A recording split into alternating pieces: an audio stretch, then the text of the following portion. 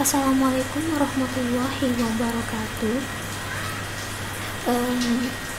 Di sini saya akan menjelaskan tentang paradigma OOP atau Object Oriented Programming dalam bahasa Python. Jadi apa sih Object Oriented Programming itu, atau yang biasa disebut pemrograman berorientasi objek? Nah, di sini itu pemrograman berorientasi objek adalah paradigma atau teknik pemrograman di mana semua hal dalam program dimodelkan seperti objek dalam dunia nyata.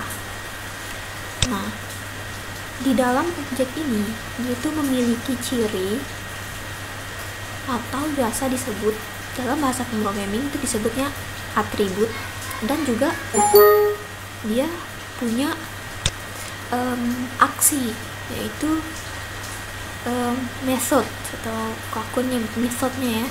Kayak misalnya udah punya atributnya, dia juga harus punya metodenya atau aksi yang akan dia lakukan. Oke, terus kalau dulu dia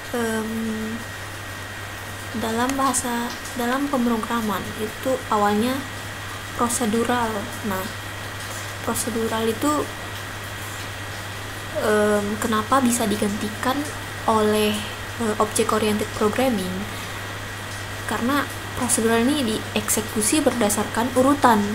Nah, jadi kalau codingannya misalnya berurutan gitu, dia akan membuat proses menjadi lama dan sangat tidak efektif, berbeda dengan si OOP ini. Jadi kalau object oriented programming itu semua apapun itu dianggap objek, sehingga nanti objeknya bisa di grouping atau dia bisa dijadikan satu gitu, dan bisa dijadikan satu dalam template yang dikenal dengan sebutan kelas. Oke, itu kelas ya. Nah, jadi itu seperti itu.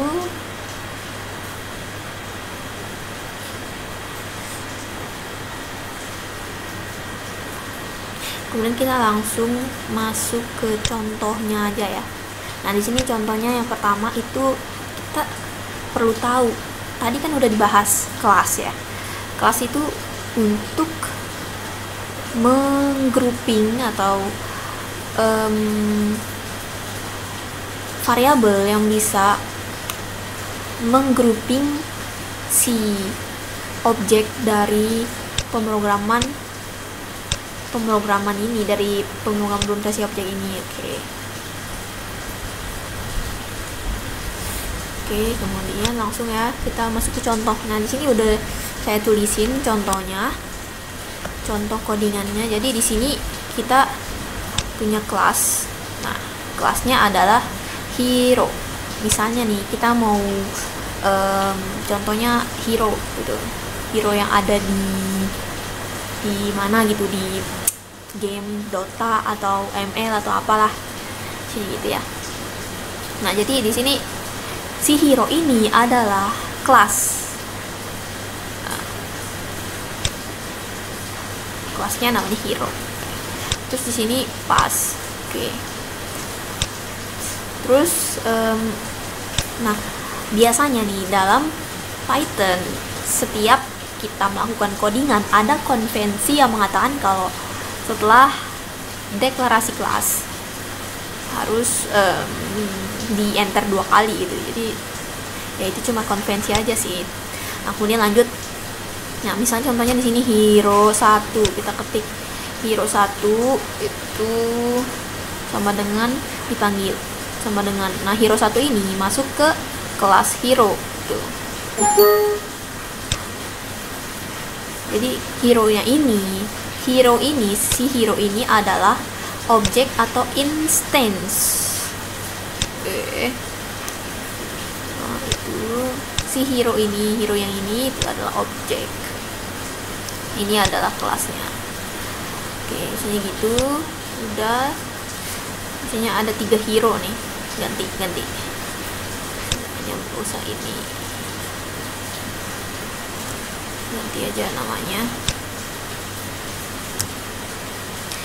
hero 1 ya, hero 1 dot name.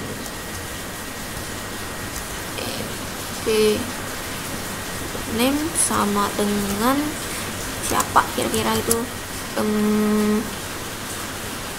yang ada di Mobile Legends deh, Selena. Oke. Terus Selena nih misalnya punya sisa darah gitu, blood kan, hero 1 dotnya bloodnya kita ganti jadi health gitu ya, health. Nah misalnya healthnya tuh berapa gitu, 400 lah. Selena jago ya kayaknya ya. Terus itu misalnya nih tak manggil Selena doang ya, ambilnya Selena. Habis itu kita coba yang ini.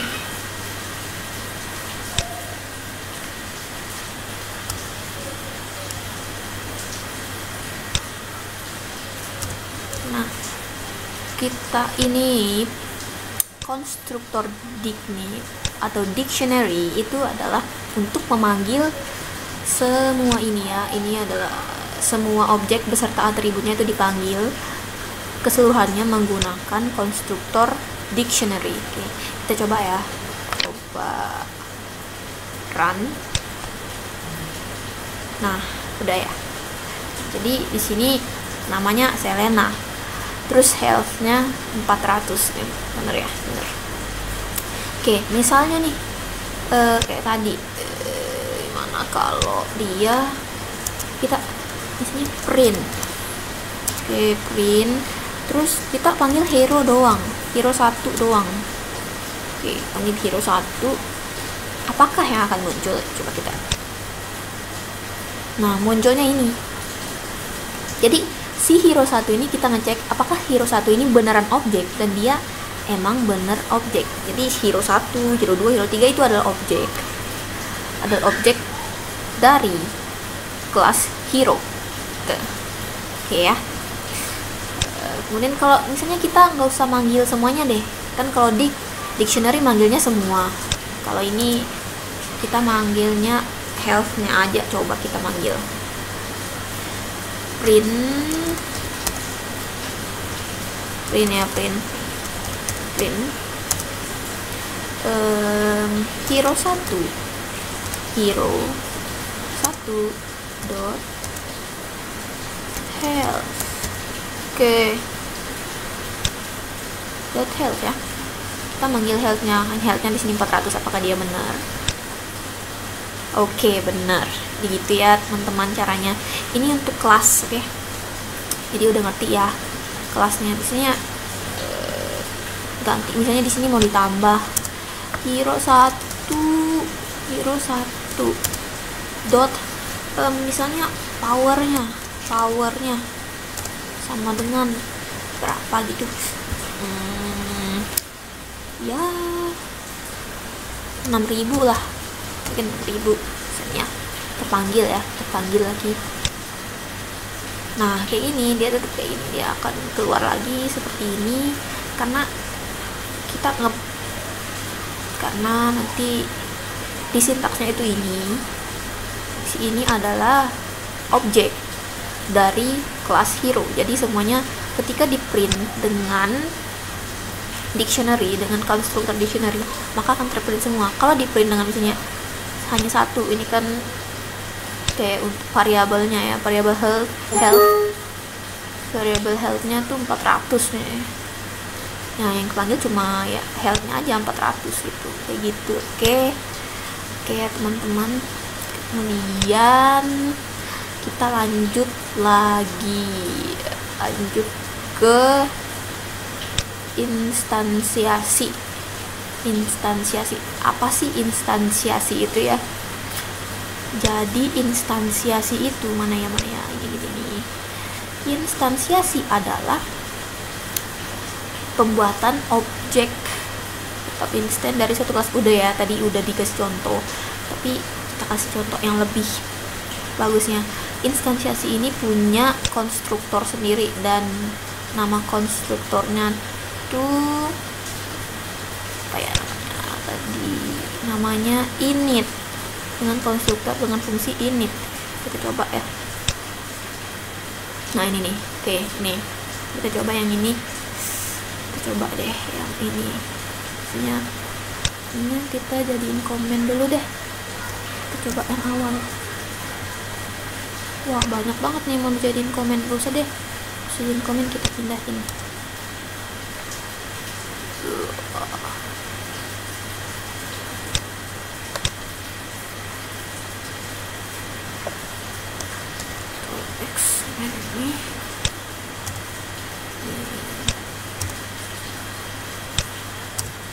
Ini oke, kita pindahin dulu aja ke sini yang tadi, yang contoh yang lainnya.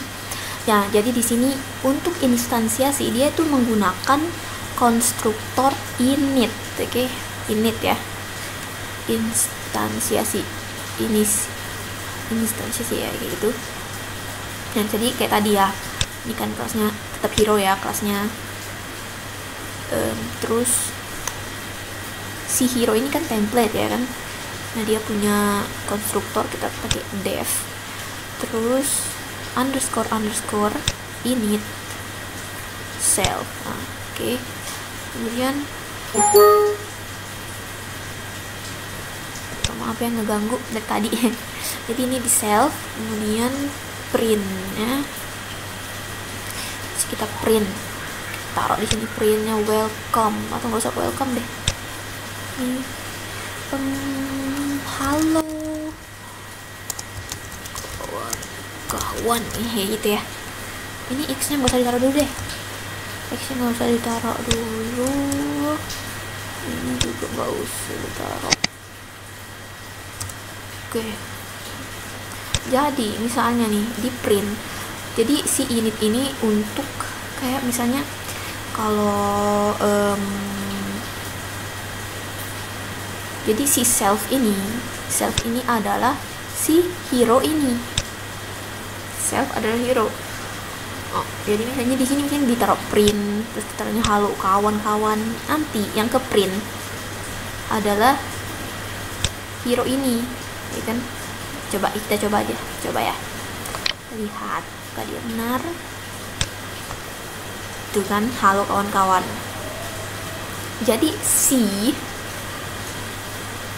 self ini di sini nggak usah susah-susah naruh hero lagi.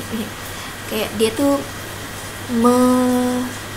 mewakili gitu ya, si hero satu ini ya, kayak gitu. Jadi tadi kan, jadi si self ini adalah hero satu. Ketika misalnya kita manggil si hero satu ini dipanggil ya. Hero satu ini akan menjalankan sintaks ini akan dijalankan. Oke. Jadi ketika si hero satu ini, jadi ketika nanti di compile yang keluar adalah halo kawan-kawan, dan halo kawan-kawan ini punyanya si hero satu, kayak gitu ya. Dan kita coba ya, tuh halo kawan-kawan, dia punya hero satu ini, kayak gitu ya.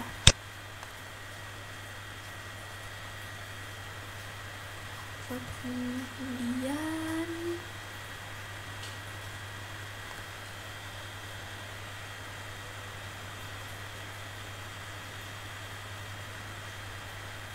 jadi intinya si ini akan dieksekusi pertama kali ketika objeknya keluar gitu kan. Gitu. Nah, di sini kita tambah argumennya, tambahin x misalnya. Terus di sini juga koma x gitu ya. Oke. Terus ini di dalam hero ini kita taruh 200 misalnya ya. Oke.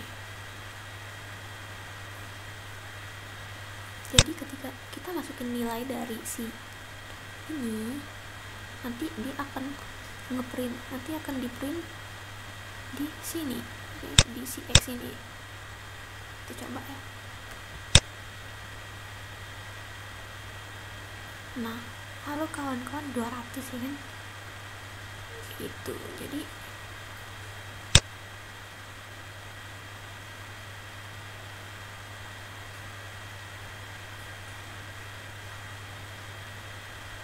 intinya si hero 1 ini bisa digantikan dengan si self ini, gitu. Oke ya.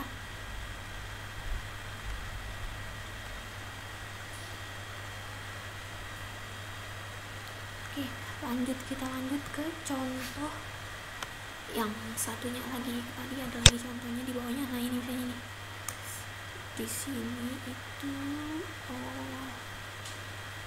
di sini itu ya kopas ini karena ini udah ngerti ya, kita hapus sini, kita Ctrl X, masukin ke sini.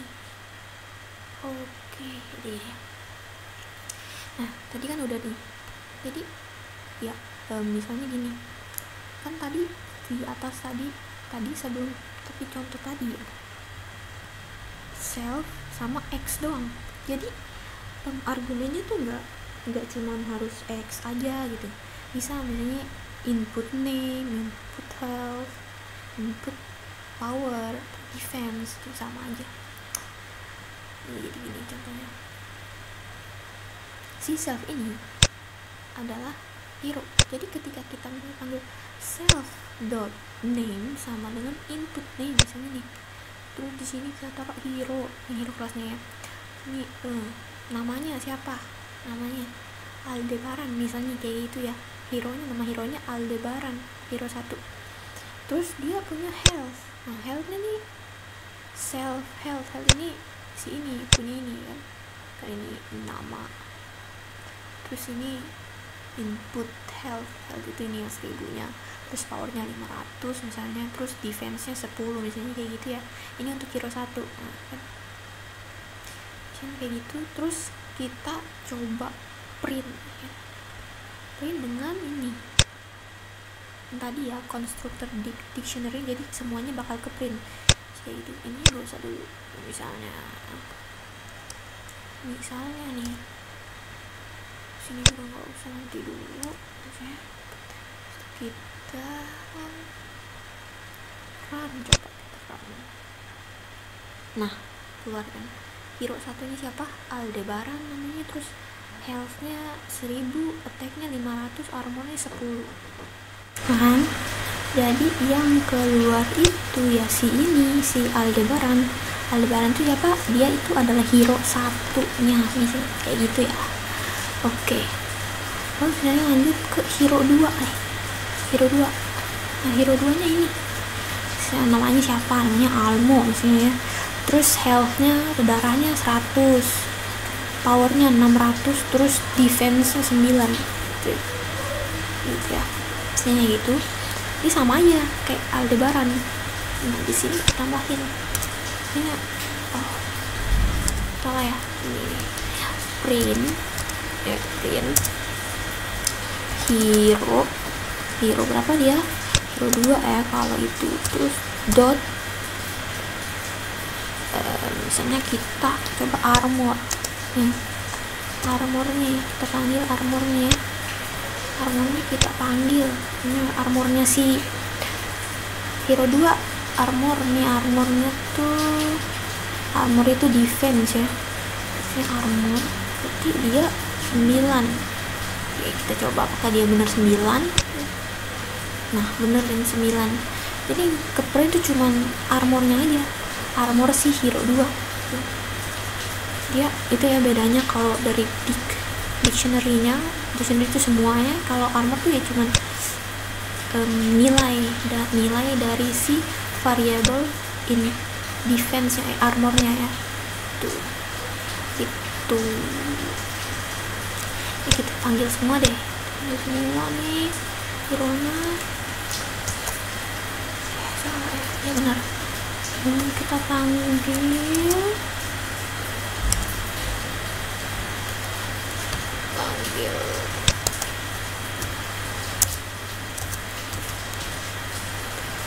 di sini juga hero 2, di sini hero 3. Kita coba ya. Nah, benar. Jadi kayak gitu ya teman-teman caranya. Misalnya jadi ini tuh kayak tadi misalnya ya, si ini dia tuh kayak inisiasi gitu, kayak nggak perlu ribet-ribet, cuman dia diwakilkan sama si self. Jadi apapun itu misalnya yang akan dipanggil duluan ketika kita tulis objek ini, si hero satu ini itu adalah si ini, sintaks yang ini, init, yang ada initnya ya, kayak itu. Oke, ini lanjut lagi kita buat contoh yang lain. Oke. Nah, kemudian sekarang kita ngejelasin tentang kelas variabel dan instan variabel, bedanya apa sih gitu. Nah, jadi kalau ini disebut sebagai instan variabel.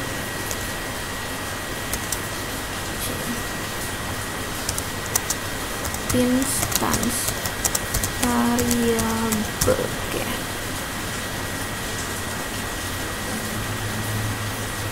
Oke. Nah, jadi si instance variabel itu ya ini adalah milik si hero ini kan. Oke, tadi kita panggil nih. Coba nih semuanya ya. Oke, misalnya nih. Jadi apa sih dia bedanya sama kelas variabel? Kalau kelas variabel ini bedanya, misalnya kita mau print, misalnya deh, kebanyakan ya, kita print hero yang H-nya gede ya, hero H gede, hero. Oke, hero dot dict. Oke, jadi kita panggil semuanya ya. Apa yang akan keluar?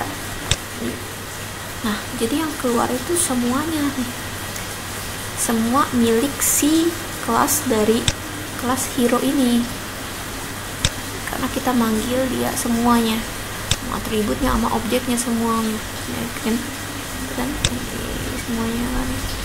Oke, kayak gitu ya. Jadi kalau si kelas variabel itu adalah semuanya. Kalau instant variable itu kayak si punyanya objek ini, si punya objek, dia punyanya si hero ini ya, hero 1, hero 2, hero 3 itu dia punyanya instant variable gitu ya. Tadi instant variable itu punya hero 1, 2, atau dia hero 1, 2, 3 itu ya. Oke. Nah, jadi di situ perbedaannya. Nah, kemudian apa sih pentingnya gitu buat tahu kan? Misalnya kayak gini, kita masuk ke contoh di sini, kita taruh misalnya kelas variabel itu, kelas variabel ya, ini kelas variabel. Si kelas variabel itu misalnya punya variabel, variabelnya jumlah kan, sama dengan 0, masih 0. Oke, lihat sini ada yang berubah. Nah, ini jadi di sini kan ini kan modul main. Jadi si kelas hero sekarang punya variabel. Nah, variabelnya namanya apa? Jumlah kan, jumlah, terus isinya 0 kan. Oke, Nah, jadi di sini untuk instance variable, untuk kelas variabelnya tuh kita punya hero yang kelas variabelnya, nama variabelnya jumlah dengan 0 gitu kan. Nah, jadi ini sekarang apa sih gunanya ya kan?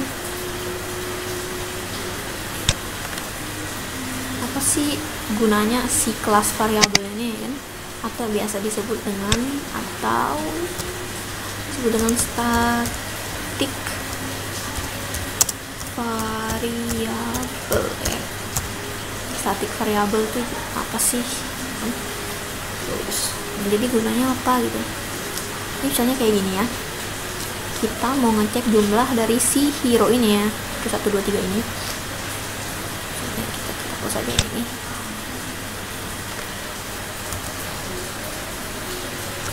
Semuanya.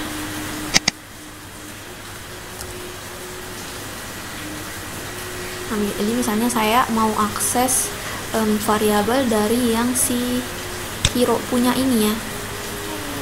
Si kelas hero punya ini ada berapa variabelnya gitu kan. Begini caranya. Di sini kita tulis hero-nya hero gede, H gede.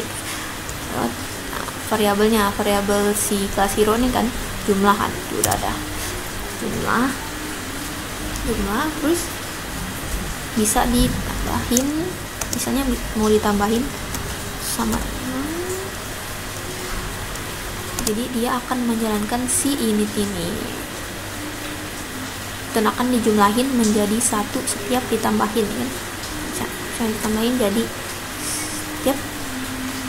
setiap dijalankan, habis dijalankan si init ini, jumlahnya akan bertambah 1 yang awalnya dari 0 gitu, tambah 1 gitu ya. Ini contohnya. Terus ini misalnya print, print hero berjumlah. Itu ya. Misalnya di semuanya ya, di semua hero ya. Tambahin kayak itu. Sini juga. Nah, habis itu udah ya, udah semuanya ada hero humannya. Kita coba di sini taruh, kita akan print membuat hero dengan nama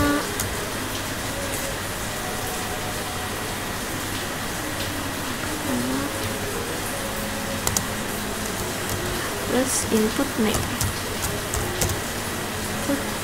misalnya.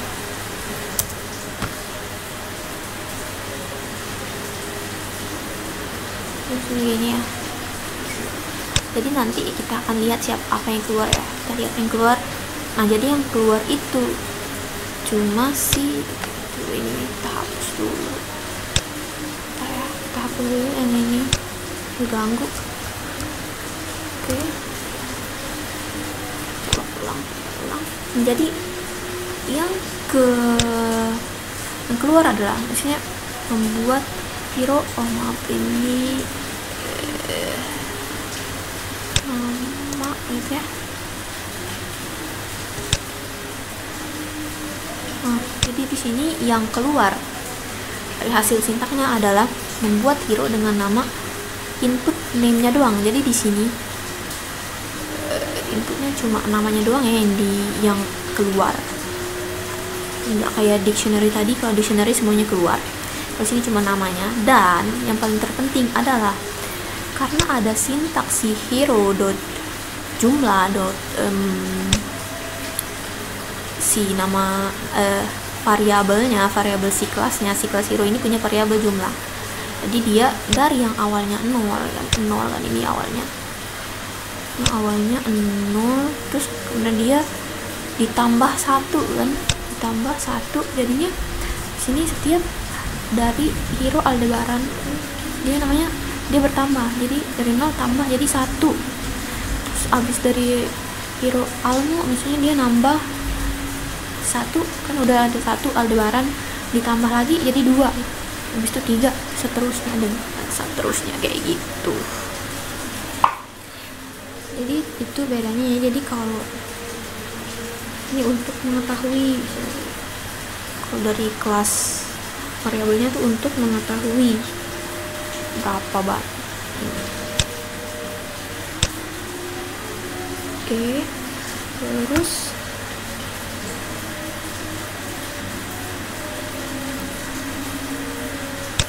jadi intinya setiap program ini dijalankan, dia akan bertambah 1 jumlahnya, yang dari awalnya 0 ditambah 1, tambah 1 lagi, tambah 1 lagi, gitu dengan dan seterusnya gitu.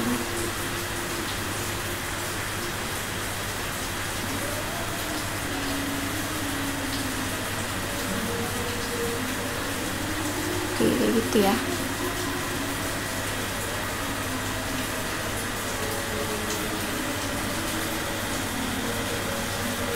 Jadi intinya kalau si self ini akan nempel atau dia punyanya si hero ini, objek ini. Dan kalau ini itu punyanya si kelas, dia nempelnya di kelas itu. Kayak gitu ya. Oke. Oke, kemudian kita lanjut ke penghancuran objek. Jadi penghancuran objek itu apa sih ya? Jadi penghancuran objek itu mana ya ini lewat. Oke, jadi penghancuran objek itu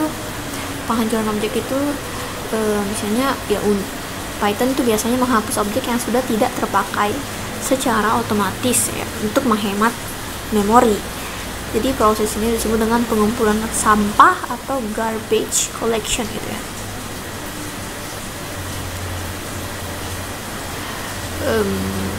Kemudian misalnya kalau kolektor sampah Python itu terus berjalan, dan pada saat program dieksekusi dan dipicu tidak ada lagi referensi atau variabel yang merujuk ke objek.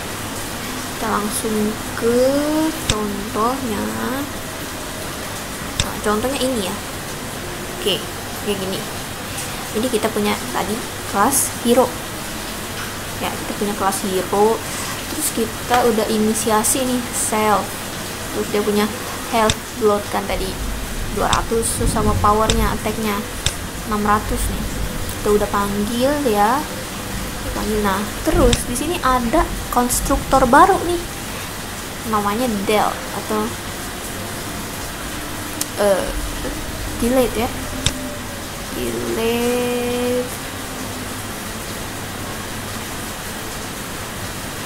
Kemudian delete itu ya untuk menghancurkan objeknya. Di sini dia delete, terus kita definisi class name, nama kelasnya apa gitu kan. Nama kelasnya ini kan kita panggil nama kelasnya si hero. Oke, terus itu ini self dan dot class, ini kelasnya, dot name, nama kelasnya. Kemudian kita print class name-nya, terus class name, terus crash ya. Di sini kita panggil hero 1. Jadi hero 1 tuh panggil, kemudian langsung di print ID yang akan dihancurkan itu apa aja gitu kan. Misalnya kita mau hancurkan ya hero 1, hero 2 sama hero 3. Delete hero 1, hero 2, hero 3. Kita coba ya. Jadi nah kayak gini bentuknya. Bentukannya ini artinya kita udah dihancurkan ya. Jadi hero crash kan, hero itu adalah si kelas ini, dia kelasnya kan hero namanya, dan dia udah dihancurkan gitu karena ada si konstruktor delete. Nah, jadi semua inisiasi yang tadi yang hero 1, hero 2, hero 3 tuh dia udah dihapus atau dihancurkan oleh konstruktor delete. Itu ya. Oke. Nah, kemudian kita lanjut ke pewarisan ya. Oke, pewarisan atau inheritance. Seperti sebelum-sebelumnya, saya tetap memakai kelas hero. Nah, jadi ini kelas hero ya. Nah, kelas hero ini adalah yang kita sebut dengan main kelasnya atau kelas induk. Nah, kenapa? Ya, karena dia punya anak. Nah, nanti dulu ya dijelasinnya. Kemudian si kelas hero itu dia punya sintaks.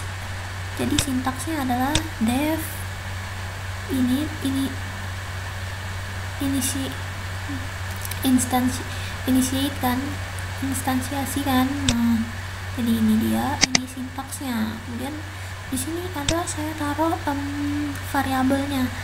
Si hero ini punya variabel namanya name sama health kan. Kemudian kita akan memanggilnya dengan self.name sama dengan variabel name. Nanti yang akan terpanggil adalah nilai yang akan ditaruh di dalam variabel name ini, atau nilai yang akan ditampung si variabel name ini. Begitu juga dengan health. Nanti yang terpanggil juga akan yaitu nilai yang ada di dalam health gitu kan. Kemudian di sini, nah ini dia. Jadi di sini kalau yang tadi hero ini ceritanya kayak ibunya deh, mamanya ini mamanya. Nah, mamanya punya anak, anaknya adalah hero intelligence kan. Kenapa gitu? Karena ini pewarisan ya kan. Jadi saya buat kelas dengan nama misalnya hero_intelligence. Nah, terus ini di dalam sini ini harus ada ya, karena ini menandakan kalau memang dia punya si hero intelligence ini ya turunan dari si hero gitu kan. Terus ada kelasnya seperti biasa. Kemudian saya buat subkelasnya atau anaknya ada dua ya, hero intelligence sama hero strength. Nah, di sini.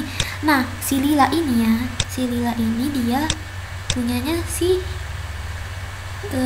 super kelasnya, si maknya, si hero.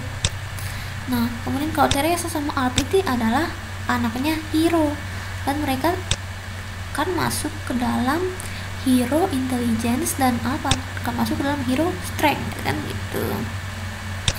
Nah, kemudian kita akan coba print misalnya kalau di sini nggak usah name lah, health gitu kan. Jadi health ya, health ini juga health.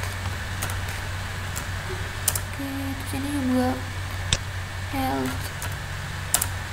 Kita coba run ini hasilnya adalah, nah ini ya. Jadi itu manggil ya, awalnya dia manggil adalah yang dipanggil adalah health-nya, dan yang terpanggil adalah health. Kenapa gitu? Kemudian kenapa? Jadi intinya adalah dari si super kelasnya, dari si hero ini, dia menurunkan atribut kepada anak-anaknya, kepada si hero intelligence dan kepada hero strength gitu. Kalau tadi saya printnya nama misalnya ya, yang keluar adalah namanya. Nah, namanya Lila, Teresa, maaf. Gak usah ini deh. Misalnya kita mau semuanya yang keluar kelihatan gitu ya. Berarti di sini kita taruh underscore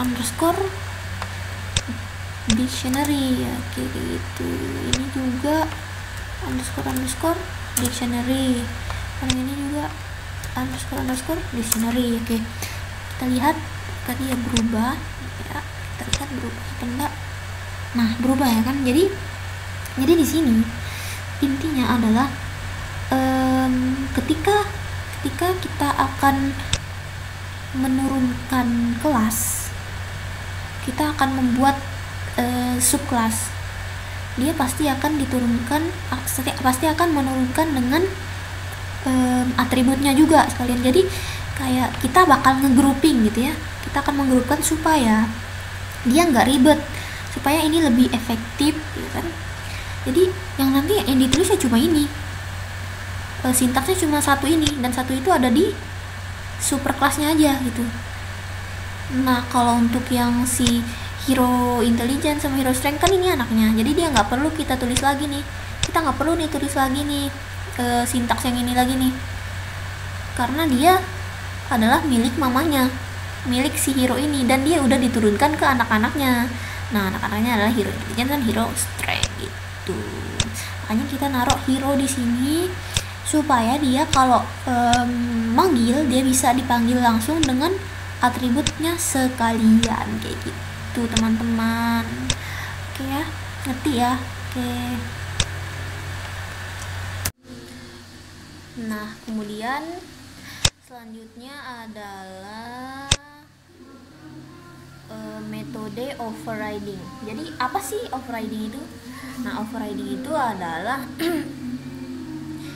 kayak kita bisa memodifikasi atau mengubah metode atau aksi yang sudah diturunkan dari kelas induk atau dari superkelasnya ke yang superkelas yang ada di dalam subkelasnya ya. Misalnya kayak gini. Kayak tadi kan inheritance kan. Nah, di sini superkelasnya adalah hero ya kan? Hero. Nah, di dalam hero ini ada subclass namanya hero intelligence dan hero strength. Tadi kan udah dijelasin ya. Nah, seperti yang saya katakan tadi, kalau di dalam si hero ini menurunkan atribut ya, menurunkan atribut dari dia ke anaknya atau ke subclassnya, yaitu hero intelligence dan hero strength. Jadi atributnya ini misalnya, atributnya name, health yang dimiliki oleh hero ini turun ke hero intelligence gitu kan, turun ke hero strength juga. Jadi nanti ketika di compile dia misalnya kayak ketika di compile dia akan menghasilkan nama dari ketiga hero ini, meskipun dia beda kelas, karena dari si kelas ini dia menurunkan apa tadi ya, variabel atributnya, terus dalam atribut itu ada nilainya misalnya ini dari objek lila ya, lila itu punya hero, dia ada atributnya nama ya, terus kita cetak nama dan keluar nama, oke bener. Terus Teresa itu punya hero intelligence. Nah hero intelligence ini adalah subclassnya. Jadi kalau ketika kita print Teresa.name misalnya, yang keluar adalah nama dari Teresa, dan Teresa itu adalah milik dari hero intelligence. Begitu juga dengan hero strength ya. Jadi hero strength dan hero intelligence adalah subclass dari hero itu. Nah kalau untuk mengubahnya seperti overriding itu ya, kita bisa mengubah metodenya, aksinya kayak jadi berbeda gitu ya, berbeda dari si ibunya, si mamahnya gitu kan. Mamanya kan tadi hero, nah anaknya hero intelligence sama hero strength gitu kan gitu. Oke ya, terus kita lanjut ke overloading operator ya. Kalau di sini overloading kita menggunakan kita coba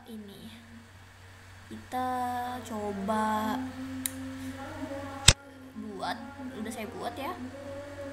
Jadi sini nama kelasnya adalah vektor ya. Jadi si objeknya nih kelasnya nih vektor namanya. Oke, vektor. Kemudian di sini kita tadi udah nggak asing lagi kan sama yang namanya konstruktor init atau initiate ya. Nah, di dalam initiate ini ada variabel a sama b ya. Kemudian kita akan memanggil a sama b ini gitu. Jadi kita panggilnya karena dia init, jadi dia ada selfnya self dot a sama dengan variabel a, kemudian self dot b sama dengan variabel b. Oh, iya. Nah, kemudian di sini ada konstruktor baru, namanya ini adalah string ya, string. str itu adalah string. Jadi string ini itu untuk string itu apa tadi? Lewat.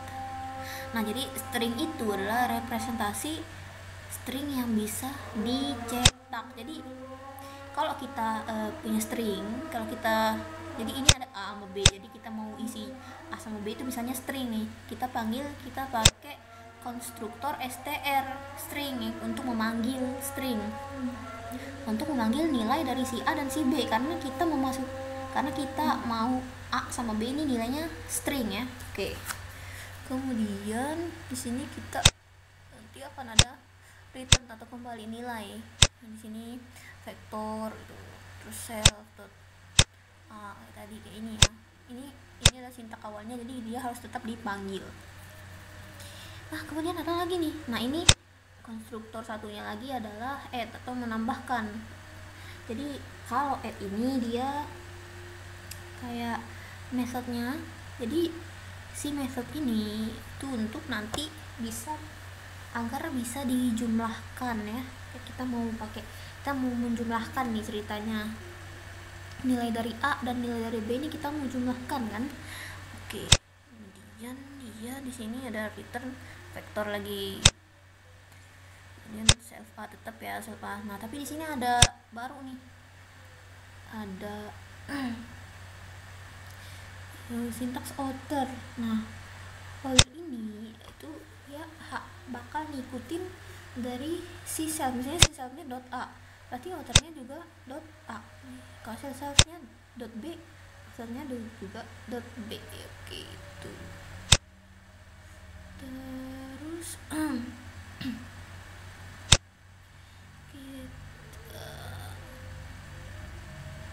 kemudian kita coba ya. Nah, di sini ini adalah objeknya v1 kan. V1 sama dengan vektor 7, 6. Nilai 7 ini adalah milik A dan 6 ini adalah milik B. Kemudian kita butuh vektor satu lagi supaya kita bisa nambahin ya kan, supaya si konstruktor add ini ada gunanya gitu kan. V2 nya sama dengan vektor terserah bebas lah 9,0 nih misalnya, kayak gitu ya. Kita coba run. Oke, kita run. Nah, hasilnya bener ya, hasilnya bener. Jadi ini adalah operator overloading ya. Itu contohnya. Oke. Kemudian jadi intinya kalau overloading itu ya kita bisa melakukan penjumlahan. Kemudian di overloading juga ada tadi operator plus kan tadi untuk menambahkan gitu. Terus ada tadi untuk konstruktor stringnya untuk mendefinisikan nilai dari A dan B gitu. Oke. Kemudian lanjut yang terakhir adalah data hiding. Nah, jadi kalau di data hiding ini misalnya kita punya objek nih, Nah, objek ini kita ingin supaya dia bisa terlihat atau bisa tersembunyi, tapi dia dari luar kelas ya. Nah, caranya yaitu dengan memberi nama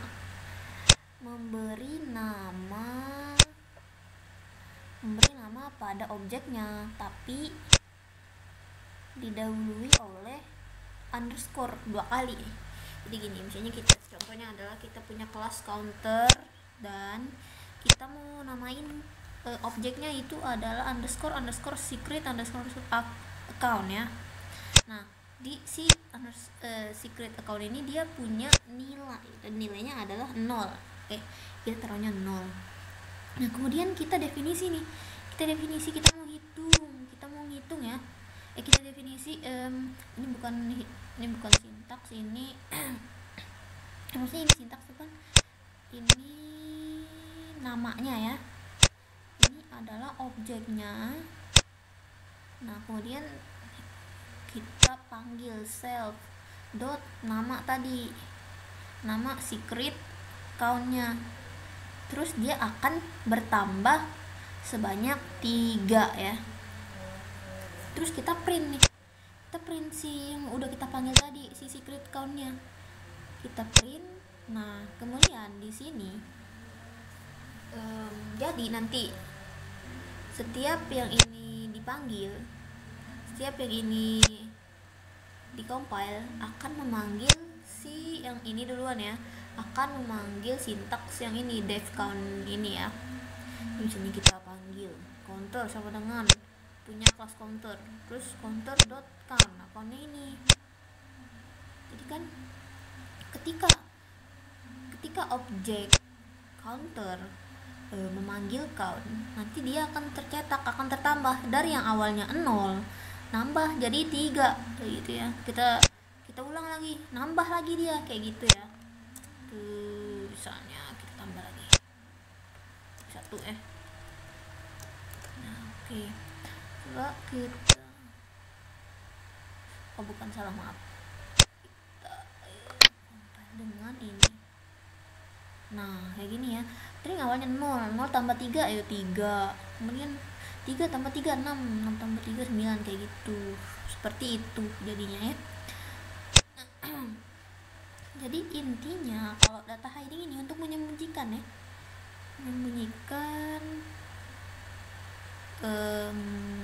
Si kelasnya. Terus dia itu untuk melindungi atribut dengan cara mengubah namanya gitu kan.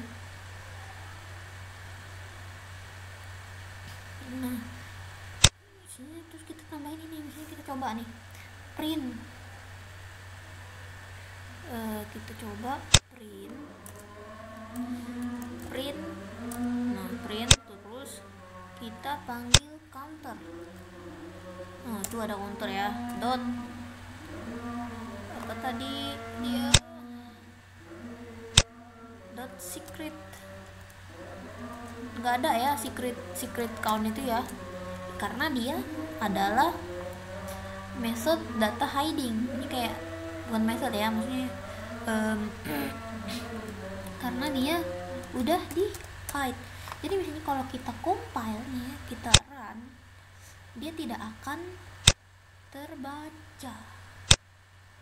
Tuh, error katanya. Kok error ya? Ya pokoknya itu ya. Jadi dia disembunyikan, datanya akan tersembunyi seperti itu teman-teman. Sekian penjelasan dari saya. Wassalamualaikum